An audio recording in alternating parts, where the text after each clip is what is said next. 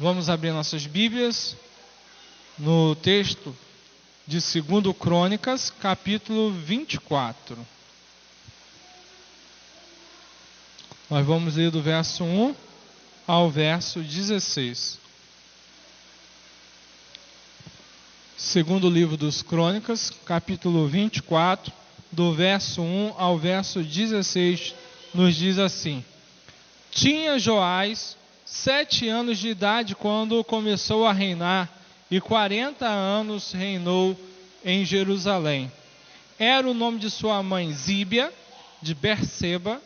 Fez Joás o que era reto perante o Senhor, todos os dias do sacerdote Joiada. Tomou-lhe Joiada 2 mulheres, e gerou filhos e filhas. Depois disso, resolveu Joás restaurar a casa do Senhor.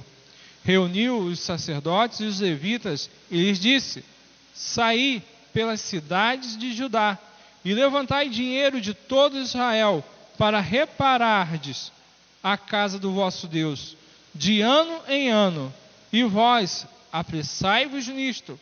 Porém os levitas não se apressaram. Mandou o rei chamar a Joiada, o chefe, e lhe perguntou: Por que não requereste dos levitas que trouxessem de Judá e de Jerusalém o imposto que Moisés, servo do Senhor, pôs sobre a congregação de Israel para a tenda do testemunho? Porque a perversa Atalia e seus filhos arruinaram a casa de Deus e usaram todas as coisas sagradas da casa do Senhor no serviço dos Baalins. Deu o rei ordem e fizeram um cofre e o puseram do lado de fora, à porta da casa do Senhor. Publicou-se em Judá e em Jerusalém que trouxessem ao Senhor o imposto que Moisés, servo de Deus, havia posto sobre Israel no deserto. Então, todos os príncipes e todo o povo se alegraram e trouxeram o imposto e o lançaram no cofre até acabar a obra.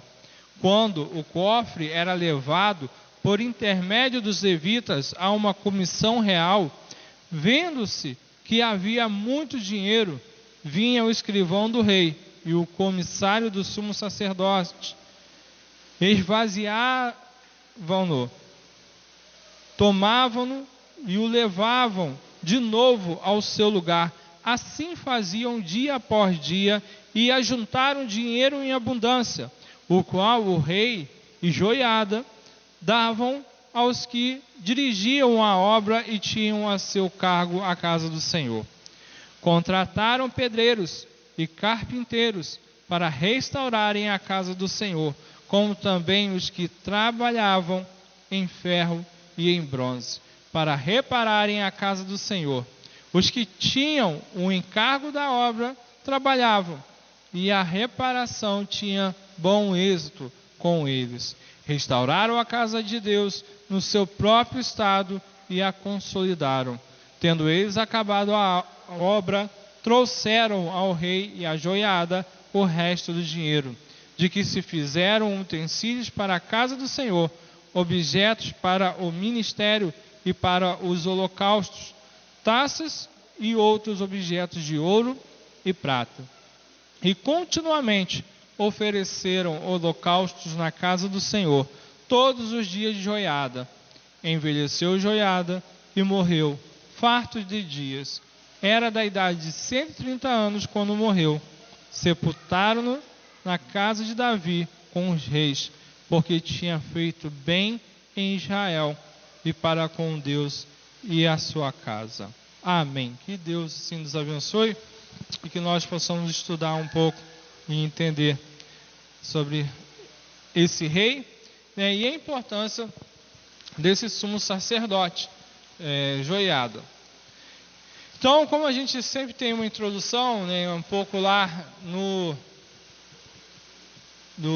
livro de Crônicas, então a gente tem aí um pouco do enfoque sobre cada livro, né, lá no livro de 1 Reis, livro de 2 Reis, nós temos sobre a história dos reis de Israel, que é referente às 10 tribos dos 12 filhos de Jacó, que são Rúben, Simeão, Zebulão, Isacar, Axé, Naftali, Efraim, Manassés, Gad e Levi, que é então o reino do norte. Enquanto que 1 Crônicas e 2 Crônicas, a ênfase então nós temos é sobre os reis de Judá, a dinastia de Davi, que são as 2 tribos, referente às 12 tribos dos filhos de Jacó, que são Benjamim e Judá, que constitui o reino de Judá e então o reino do sul. E Joás, então vem nessa linha de sucessão do rei Davi. Mas um pouco antes de Joás assumir o trono, com apenas 7 anos, haviam muitas tramas reais, que envolvendo muitos interesses políticos, tanto no reino de Israel, quanto no reino de Judá.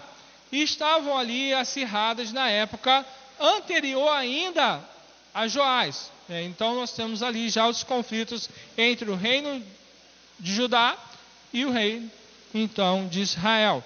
E a casa real de Judá então havia se aparentado com a casa real de Israel, que era muito perversa e idólatra. Por meio da filha de Acabe e Jezabel, que haviam sido reis de Israel, Atalia então, a filha de Acabe, ela se casou-se então com Jorão, rei de Judá, que era então filho de Josafá. O rei Acasias, que é neto do rei Acabe, ele foi assassinado por Jeú. E esse assassinato aconteceu por causa de um cumprimento da profecia que todos os descendentes de Acabe, eles deveriam ser mortos. E a filha da casa real de Israel, Atalia, viu a morte do seu filho não como uma tragédia, mas como uma maneira de se submeter Judá ao controle de Israel. Atalia então supunha que isto seria vital para que a linhagem de Onri, pai de Acabe, então, fosse restabelecida em Samaria. Mas a Atalia, a rainha mãe de Judá, aproveitou a morte de Acasias como desculpa para assassinar toda a família real, a fim de ser a única governante de Judá. Mas a irmã de Acasias, chamada Jeozebate, tomou a Joás, filho dele, e o manteve em segredo por 6 anos dentro do templo, porque o marido dela, que é o sumo sacerdote Joiada, era então o sacerdote desse período. Joiada então preparou Joás e lhe ensinou toda a lei de Moisés. Quando Joás ele completa 7 anos de idade, o que acontece? Joiada então armou uma estratégia para empossar Joás como rei legítimo, para remover então Atalia. Combinou com os capitães da guarda, e no dia planejado por eles, destituíram então, removeram Atalia do trono e proclamaram Joás como rei. Joiada então naturalmente passou a ser o quê? Corregente com Joás, pois este não tinha condições de reinar, por ainda ser o quê? Uma criança. Imagine uma criança de 7 anos reinando. O que ela ia fazer? Nada, né? Não tinha como fazer nada, dar uma ordem, por mais que ela fosse ensinando ali. Então, Joiada então ficou ali responsável de ser co-rei, né, juntamente com a criança Joás. Então o sacerdote, como ele é um homem muito temente a Deus, o que ele faz? Ele vai destruir os sacerdotes de Baal e conclamou o povo para remover o templo de Baal. E aí então eles vão fazer o quê? Eles vão despedaçar as imagens, vão destruir os altares e vão refazer a aliança novamente com Deus. E então passa-se os anos e então Joás ele vai crescer e vai amadurecer. Joás, quando ele atinge a sua maturidade, e como qualquer um de nós, ele comete seus pecados. E a gente vai ver de trás para frente. Ao invés de nós repararmos primeiro os acertos de Joás, do rei Joás, nós vamos começar pelo pecado, que é o fim da vida dele, tá? Então, quais foram os pecados que o rei Joás cometeu?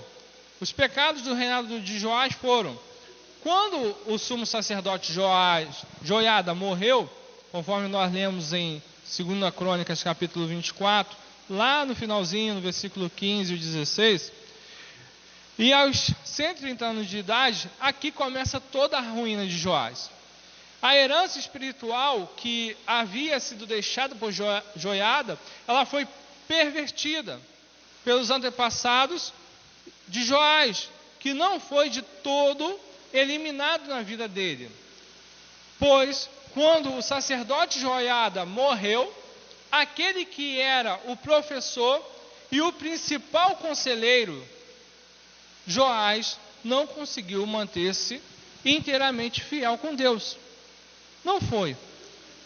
E o texto bíblico dá a entender que Joás não tinha muita determinação e nem convicções firmes, porque na verdade o rei Joás, ele se deixava-se ser influenciado muito facilmente pela sugestão das pessoas. O que acontece quando o sumo sacerdote Joiada, ele morre? Os príncipes de Judá disseram para que o rei Joás voltasse então a adorar as imagens. E o rei Joás então ele consente, e diz sim. Assim eles afastaram-se do caminho do Senhor, foram para distante, e o que atraiu sérias consequências sobre Judá. Essa situação de Joás ilustra o seu caráter fraco, o caráter fraco de Joás, que depende da boa ou má influência dos outros. E as consequências dessa desobediência foi que a ira de Deus veio sobre Judá. Mas, antes, a desobediência ela foi o quê? Denunciada. Alguém falou: Joás, você está errado. Foi o sacerdote Zacarias, filho de Joiada, como também por outros profetas. Qual eram essas características então do pecado do rei Joás? A sua fé era uma fé superficial. Depois da morte de Joiada, então, ele não conseguiu sozinho servir a Deus. Seu desejo era de agradar os líderes da terra, os príncipes de Judá.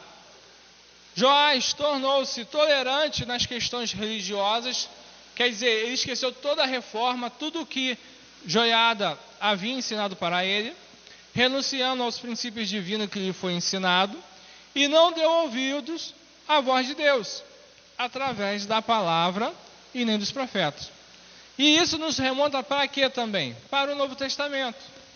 Porque se nós formos olhar, assim como os profetas, Jesus Cristo então estava também, por exemplo, no seu período em que esteve entre nós, demonstrando a hipocrisia das autoridades religiosas do templo, dos sacerdotes, dos fariseus e dos detentores do poder eclesiástico por rejeitarem a palavra dos profetas.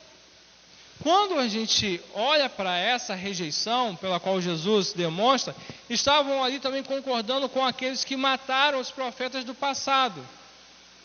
O fato de Jesus Cristo evidenciar para aquelas pessoas do seu período, para as autoridades do tempo que estavam sobrecarregando o povo com ordenanças e leis, mas eles mesmos acabavam não cumprindo essas ordens, essas leis. Eles levavam ao pé da letra, lógico que ordenanças simples, mas se recusavam a fazer o quê? A praticar a justiça, a praticar o amor, mas procuravam o quê?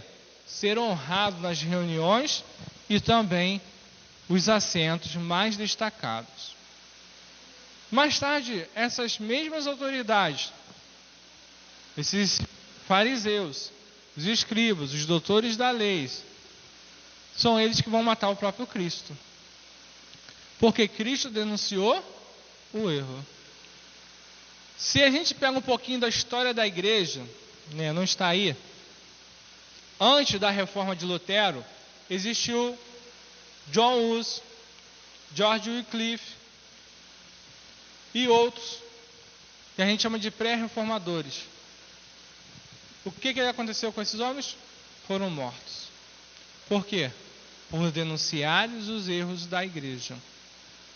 Por denunciar os abusos da religiosidade. E hoje a gente vê praticamente as mesmas coisas. Um cargo, um fardo religioso em cima das pessoas. Um monte de obrigação que as pessoas têm que cumprir, que muitas das vezes o próprio pastor da igreja não cumpre. Faça isso, faça aquilo. Usa roupa assim, usa roupa assado. Fale assim, fale desse jeito. Então, um monte de coisas. Mas o que a gente percebe é que sempre há homens e mulheres que são levantados por Deus, especialmente homens, para poder falar para o povo de Deus o caminho errado pelo qual eles estão caminhando. Pelo caminho errado pelo qual estão seguindo. E aqui Deus levanta não somente Zacarias, mas outros homens. Levantou-se Jesus, o próprio Filho de Deus, esteve entre nós para denunciar o pecado, o erro da religiosidade na vida das pessoas. O que é muito interessante é que após a morte de Jesus Cristo, Jesus deixou uma ordem para os seus discípulos. Qual era a ordem? Pregar o Evangelho, pregar a salvação, pregar que Jesus Cristo viveu, que Jesus Cristo foi condenado, Jesus Cristo foi crucificado, Ele foi morto, sepultado e ressurgiu ao terceiro dia. Tanto é que quando a gente chega lá em Atos capítulo 5, por exemplo, a gente vai perceber que o apóstolo Pedro e João, eles são presos por causa de pregar o Evangelho. E chegando lá, as autoridades, eles dizem para Pedro e João assim, nós vamos soltar vocês. Mas com um combinado. Qual é o combinado de soltar Pedro e João? Eu vou soltar vocês, mas vocês não preguem mais sobre Jesus. Não falem mais de Deus. O que essas pessoas estavam fazendo? Tolhindo a liberdade de falar de Jesus Cristo. Em muitos países hoje, nós sabemos, em muitos campos missionários, os missionários não têm liberdade para pregar a palavra de Deus. Os missionários pregam a palavra de Deus de forma escondida, porque o Evangelho é proibido. Nós mesmo, no nosso país, nós já começamos a ver um pouco disso. Se nós formos falar sobre um determinado assunto, as pessoas vão querer nos punir. E quem sabe, até mesmo, podemos ser processados se nós chegarmos e dissermos, quando vamos citar, por exemplo, lá, Romanos 13, que quando o homem e a mulher abandonam a sua ordem natural das relações entre homem e mulher. Se nós falarmos contra um pedófilo, nós vamos ser tolhidos por isso. Se nós falarmos ou denunciar um grave pecado da nação, nós vamos ser punidos por isso. Mas Pedro chega para aquelas autoridades, Zacarias chega para Joás e diz, e aí a fala do apóstolo Pedro e os demais apóstolos afirmaram, antes importa obedecer a Deus do que aos homens. Então, se tiver que falar, vamos falar. Ainda que sejamos presos, ainda que sejamos mortos. O próprio rei Davi, quando pecou, quem foi falar com ele? Natã, o profeta. Natã primeiro conta uma história e depois Davi fala que aquele homem deveria ser punido, mas aquele homem era ele mesmo. E Joás, então, ele é alertado por Zacarias, por outros profetas, a não ficarem na prática do pecado.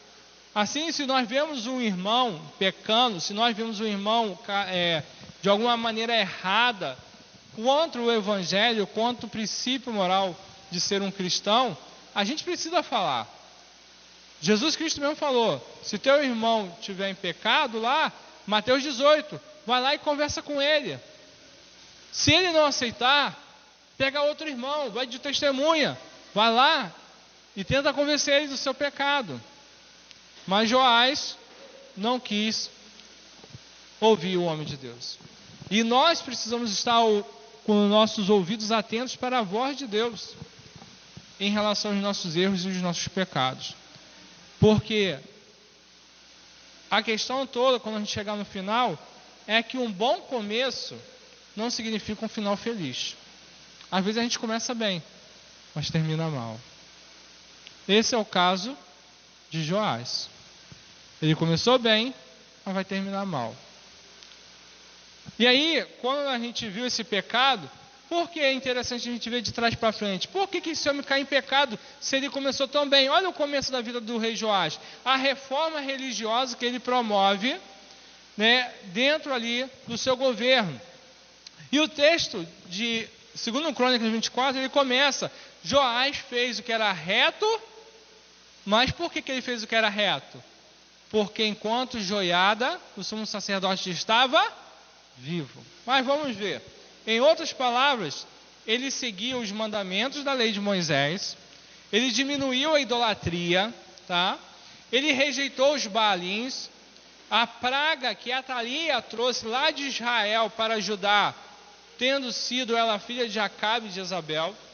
O povo de Judá, que estava ali, de certa forma, acostumado com a adoração a Baal e a Zerá, mas a insistência de Atalia de aprofundar e incrementar a adoração a esses falsos deuses foi demais para o povo, especialmente para o sacerdote Joiada, cujo zelo por Deus estava aceso e fez de tudo para que essa idolatria tivesse um fim e a adoração a Deus fosse novamente implantada.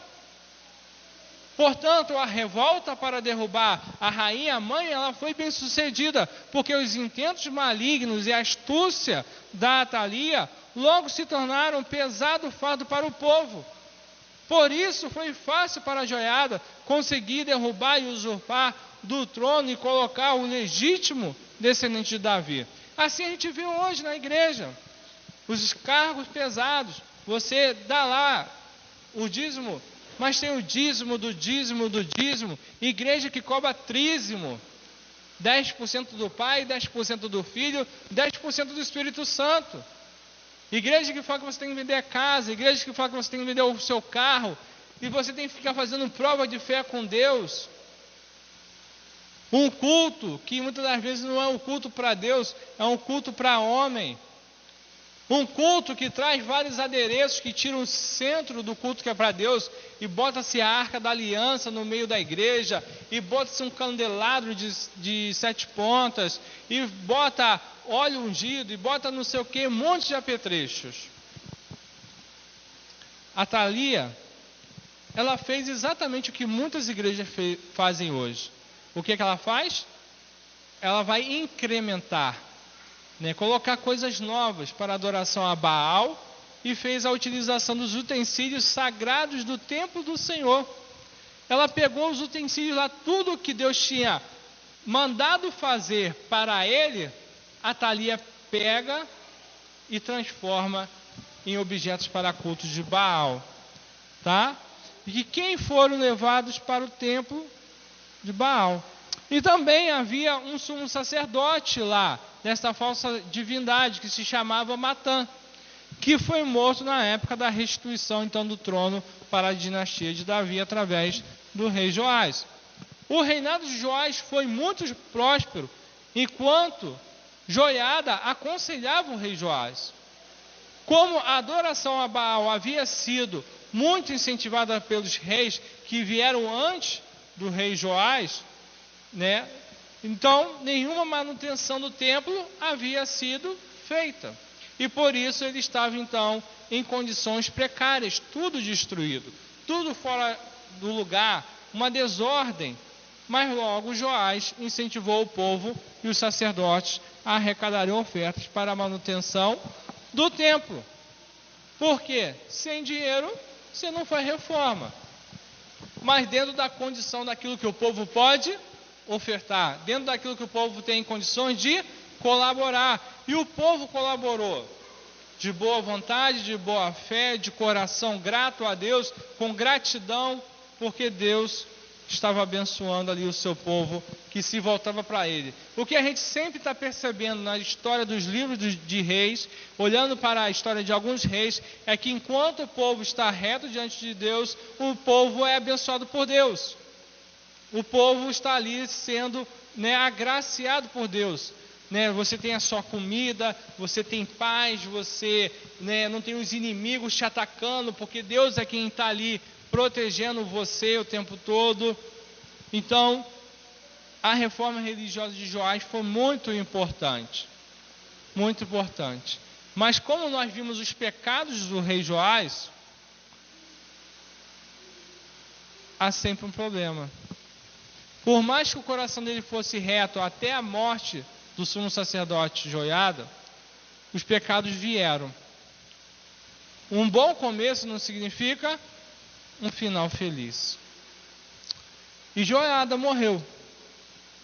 130 anos de idade, Já pensou a gente chegar lá? 130 anos de idade?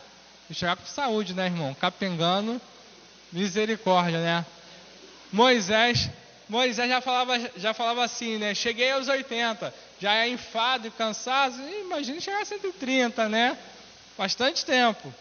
E Joiada era muito querido, Ele era muito querido pelo povo. E tanto é que ele era tão querido que ele foi sepultado junto onde os reis eram sepultados. Lugar de honra. Porém, quando Joiada saiu de cena, quando ele morreu, o rei Joás mostrou o seu verdadeiro caráter, na verdade. Ele abandonou a fé. Ele abandonou. Sua apostasia não foi culpa de Joiada, porque Joiada ensinou os caminhos de Deus para ele, ensinou a lei de Moisés. Pois o sumo sacerdote tinha feito ali, cumpriu a sua missão, a sua tarefa de forma fiel, a tarefa de ensinar as escrituras para o rei. O problema era que a fé do rei Joás era superficial e o seu desejo de agradar os líderes, os príncipes de Judá, que visitaram Joás e fizeram o quê?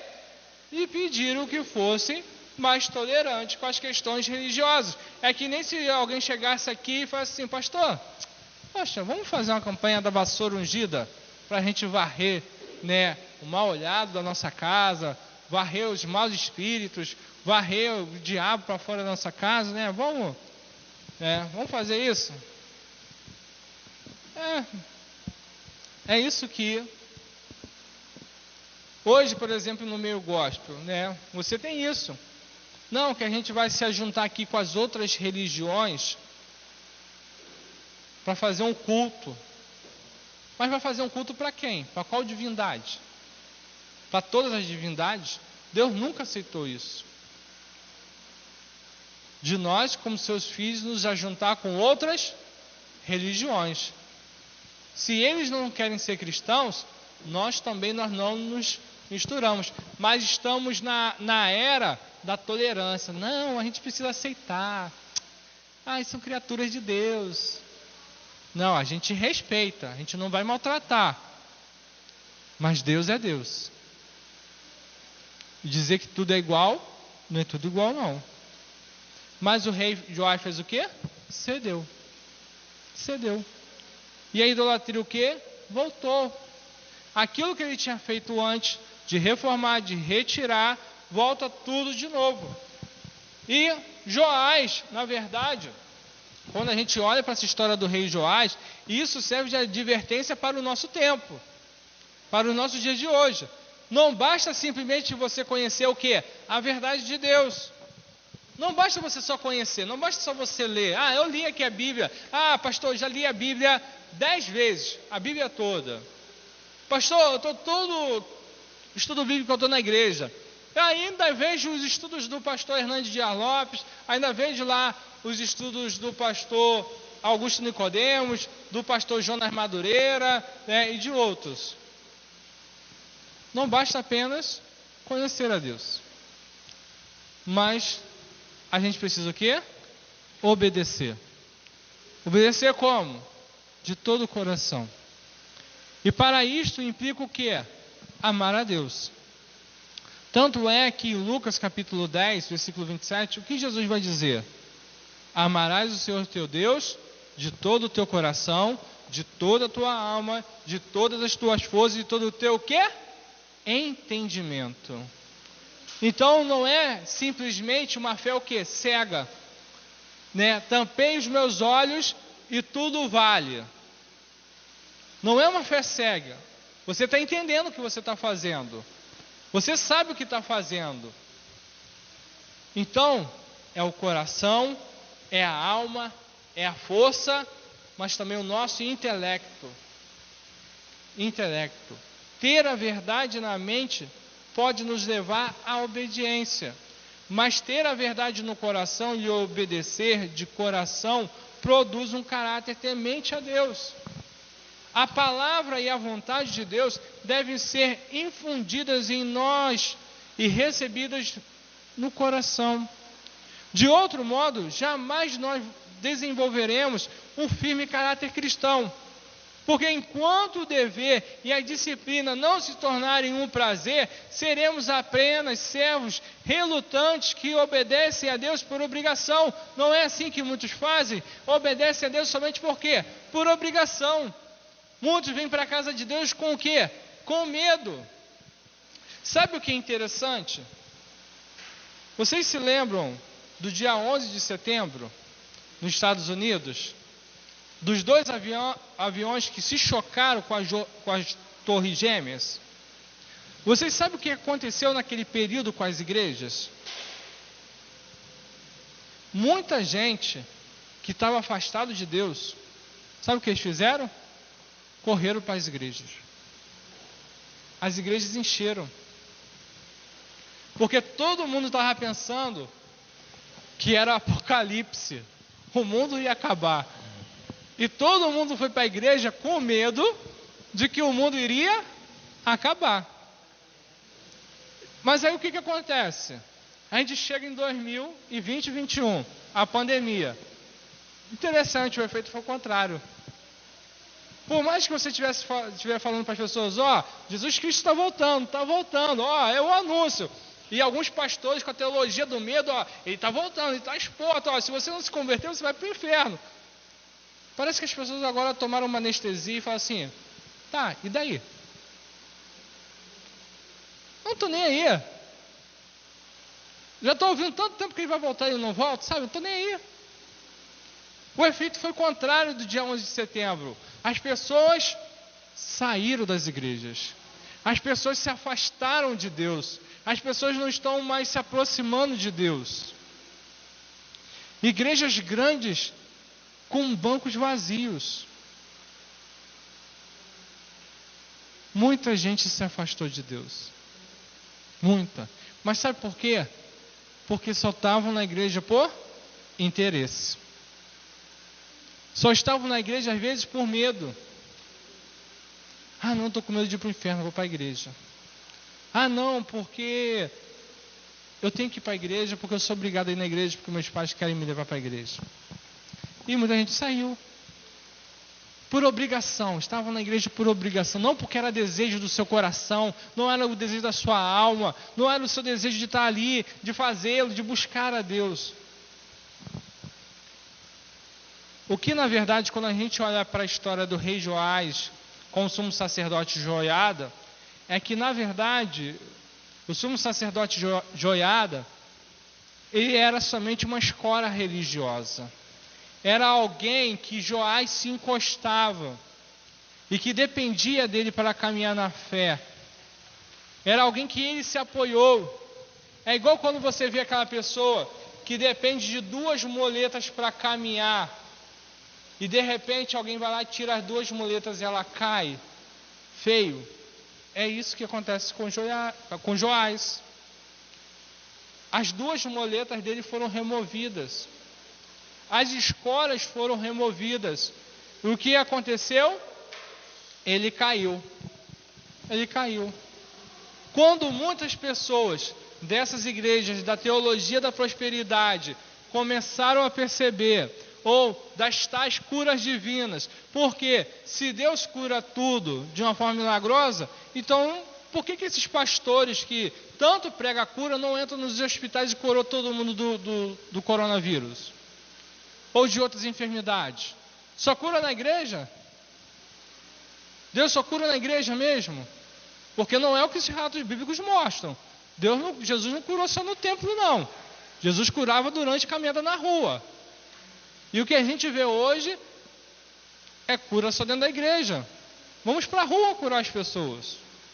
E essas pessoas perceberam que era uma mentira, era uma farsa. E muitas igrejas se esvaziaram. Quando tiram o nosso apoio, muitas pessoas, na verdade, revelam por que elas estavam na igreja. Quando a pessoa diz assim: eu saí da igreja por causa de fulano ou de ciclano. Eu saí da igreja porque eu tive problemas com uma pessoa. Porque eu não gostei do que o pastor falou. Porque, na verdade, ela nunca entrou por causa de Deus. Na verdade, aquela pessoa nunca entrou na igreja por causa de Jesus Cristo. Aquela pessoa nunca entrou na igreja porque ela se converteu verdadeiramente aos pés do Senhor. Ela veio porque ela gostou da música, ela gostou do ambiente, ela gostou das pessoas, ela gostou ali da amizade, ela fez vínculos ali como se fosse uma família. Mas como na vida de muitos cristãos, nós podemos perceber que a mesma tragédia de Joás acontece na vida dos cristãos. Vamos ver alguns exemplos? Primeiro, a esposa que é temente a Deus, fervorosa, ou o marido também, tá? Um ou outro. E logo o marido ou a esposa, ali para de ir à igreja. No caso ali, o marido e a mulher, o esposo ou a esposa morre. O que acontece com um ou com o outro? Para de ir para a igreja e se entrega a uma vida de pecados. Quantas vezes a gente já não viu isso? O marido era o apoio da família, que a esposa era o apoio da família, um dos dois vem a falecer e a família se desestrutura tudo. Por quê? Ele ou ela era uma coluna da família. Na verdade, o resto estava só de apoio. E quando esse apoio saiu, tudo se desmorona. Outro exemplo é quando filhos e filhas saem de casa e aos poucos eles vão abandonando a fé, pois o pai e a mãe não estão por perto para aconselhá-los sozinhos, e aí depois eles abandonam a fé. Só estavam apanhados na fé dos pais. Nosso último exemplo aí, até os pastores que usaram os filhos em seus ministérios, mas quando os filhos foram viver por conta própria, deram as costas aos pais e para Deus. Quantos filhos de pastores não se desviaram? Quantos filhos de pastores estão fora da igreja? E sabe qual é ruim para a vida da igreja? É que a igreja aponta o dedo para o pastor e fala: o pastor quer corrigir o meu filho lá, mas o filho dele está no mundo. O pastor quer corrigir o meu filho, mas o filho dele é um viciado em drogas. O filho dele é um alcoólatra. O que o pai, pastor, tem a ver com a vida do filho? Será que essas pessoas nunca leram Ezequiel 18? Que cada um leva o seu pecado? O pai, enquanto pôde, levou o filho dele. Caminhou, levou para a reunião de oração, levou para o culto, fez a profissão de fé, até batizou. Mas depois ele quis sair. É ele com Deus. O pastor não é culpado. Assim como os irmãos que criam seus filhos, se seus filhos saem da igreja, não querem mais ficar na igreja, professar a mesma fé que os pais, qual é o pecado do pai? Qual é a culpa do pai? Nenhuma. A não ser que o pai e a mãe foi um péssimo exemplo dentro de casa.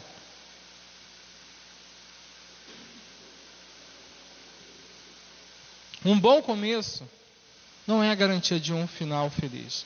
É por isso que a gente aprende com os erros e os acertos da vida, para que a gente comece bem, termine bem.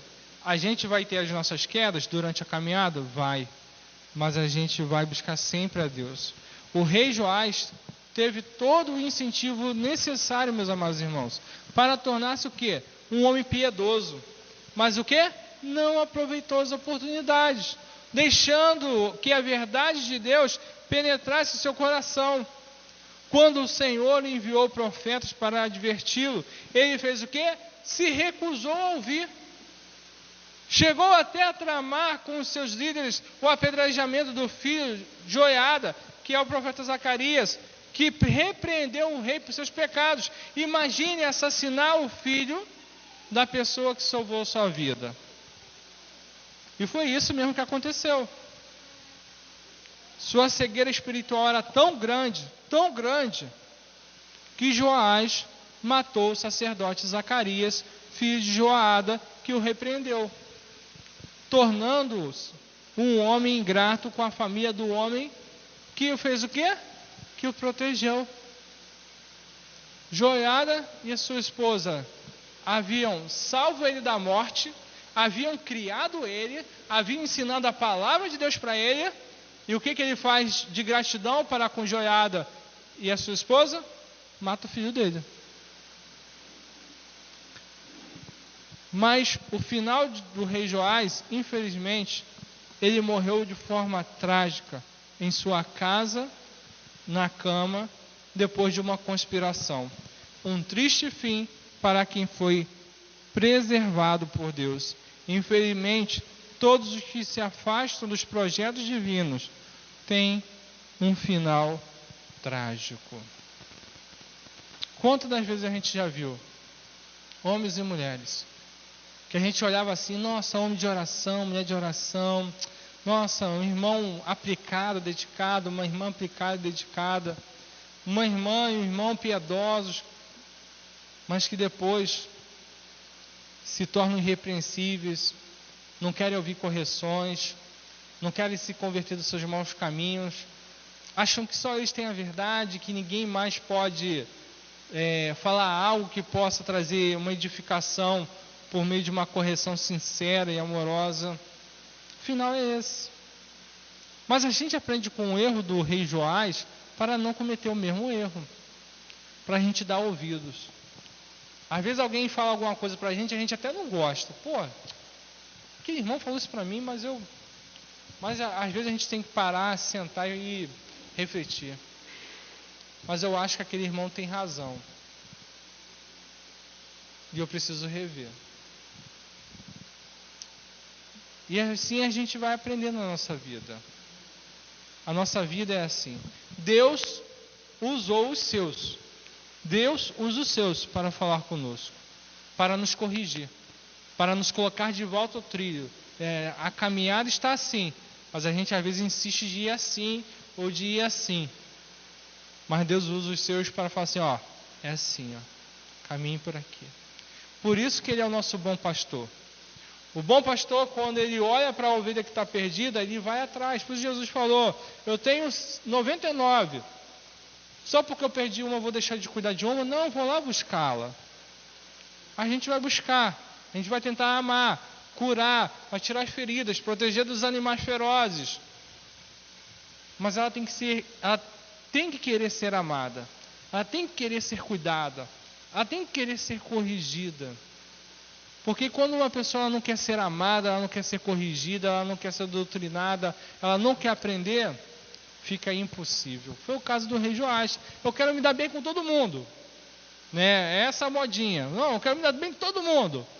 Eu não me dou bem com todo mundo, então eu não falo mal dele, não falo mal dela, não corrijo ele, não corrijo ela, está tudo certo, então eu vou me dar bem com todo mundo. É o politicamente correto. Mas o ser politicamente correto é fazer a vontade de Deus. Vamos desagradar a muitos? Vamos. Vamos ter pessoas que vão virar as costas para nós? Vamos. Assim como Pedro e João, Jesus Cristo, os profetas, vão querer nos apedrejar e vão tirar a nossa vida? Vão. Aí a gente tem que tomar uma decisão. De que lado você está? Com a morte de Joiada, essa foi a questão para Joás. Joás, de que lado você está? Dos homens ou de Deus? Se lembra quando Davi pecou E Davi diz assim, ó, eu prefiro estar nas mãos de Deus do que a cair nas mãos dos homens. É melhor estar debaixo da vontade de Deus. Então, meus irmãos, as reformas são preciosas.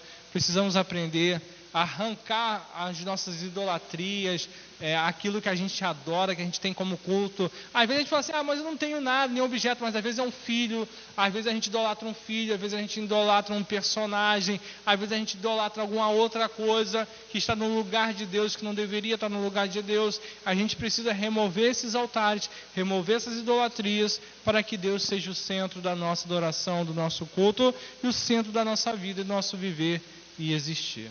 Que Deus assim então, meus amados irmãos, nos abençoe e que a gente possa seguir em frente, crescendo, tendo o verdadeiro apoio que é Cristo Jesus para nossas vidas, porque Ele sempre estará conosco. E que Ele assim nos abençoe para a honra e glória do nome dEle. Amém.